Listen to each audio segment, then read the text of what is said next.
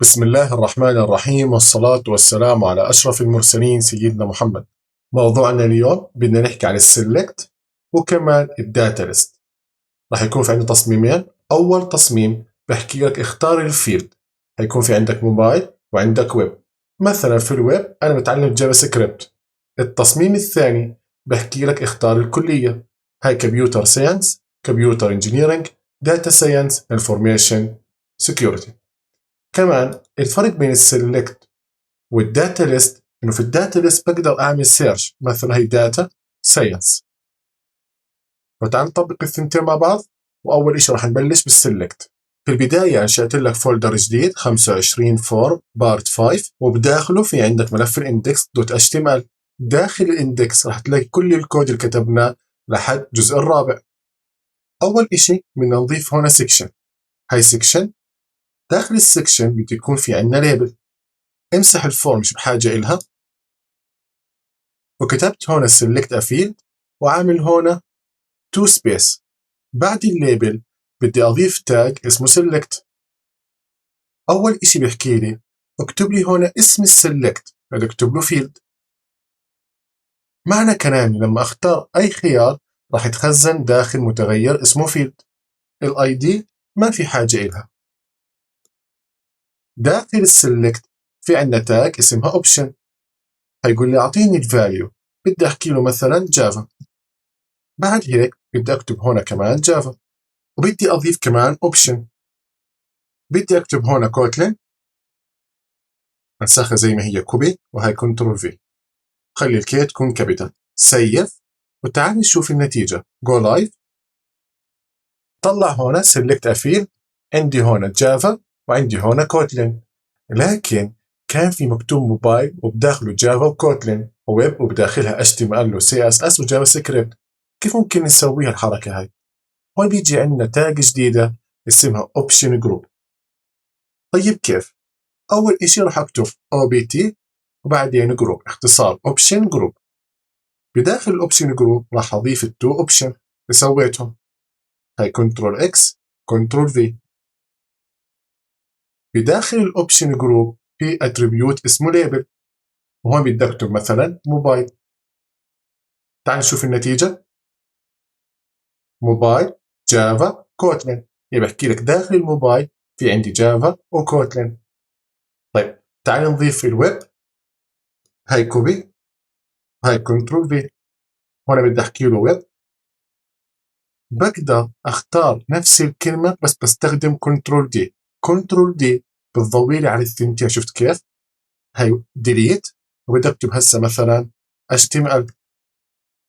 وكمان الكوتلين نفس الشيء، كنترول دي ديليت، بدي أكتب هون مثلا CSS. بدي كمان أنسخ الأوبشن لتحت، وهي CSS كنترول دي، وبدي أكتب هون جافا سكريبت. سيف، وتعال نشوف النتيجة. هي عندي ويب HTML CSS وجافا سكريبت. متأكد راح تحكي لي بقدر أختار أكثر من خيار؟ بقول لك بتقدر. عندي السلكت هنا بدنا نضيف multiply. سيف، وتعال نشوف النتيجة.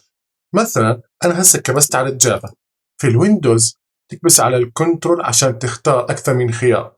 في الماك لا، أنت بتكبس على كوماند. مثلا تختار جافا سكريبت، هي جافا سكريبت كوتلين وجافا. أتمنى تكون الفكرة صارت واضحة. راح أشطب multiply. طب مثلا بدي اخلي دائما الجافا سكريبت هي المختارة. كيف؟ في عندنا اتريبيوت اسمه selected. سيف، وتعال نشوف النتيجة. هيك بصير عندك دائما الجافا سكريبت هي المختارة ديفولت. وهيك بنكون خلصنا أول قسم من محاضرتنا، وهو التاج اللي اسمه selected. أتمنى تكون الفكرة صارت واضحة. هسه راح نتعلم تاج جديدة اسمها data list. بعد section select بدي أنشئ كمان section. بداخل هذا السكشن بدي أضيف input. تحت الانبوت بدي أضيف تاج اسمها داتا ليست. الفكرة هسه لازم أربط الانبوت مع الداتا ليست. في البداية عشان أربط الانبوت مع الداتا ليست ما في داعي يكون عندي تايب.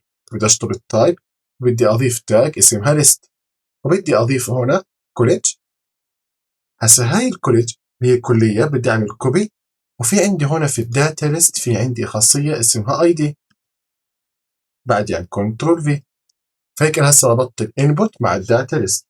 والنقطة الثانية اللي لازم أسويها، بدي أكتب هون نيم عشان الاختيار بدي أختاره يتخزن جوا النيم. شو راح نسميها؟ برضو راح أسميها كوليدج. هسه داخل الداتا ليست إيش لازم أسوي؟ نفس اللي سويناه في السلكت، في عندك اوبشن وفي عندك كمان اوبشن جروب، فراح أضيفهم بشكل سريع. هاي كنترول في عندي 4 اوبشن: كمبيوتر ساينس، كمبيوتر انجينيرنج، داتا ساينس، انفورميشن سكيورتي. سيف وتعال نشوف النتيجة. بالضبط، هاي كمبيوتر ساينس، هاي كمبيوتر انجينيرنج، وبقدر أعمل سيرش على الاختيارات اللي عندي إياها. هاي داتا. لازم أضيف هنا كمان ليبل. قبل الانبوت بدي أضيف هنا ليبل، بدي أمسح الفورم مش بحاجة إلها، وبدي أضيف هنا كوليدج. سيف وتعال نشوف النتيجة. هيك الأمور عندنا إياها تمام 100%. بس أضيف بريك هون وبريك تحت. هاي بريك تمام، تحت بريك. سيف، وأتوقع هيك الأمور صارت واضحة. هاي الجافا سكريبت بدي أختار مثلا HTML، هون مثلا بدي أختار داتا ساينس.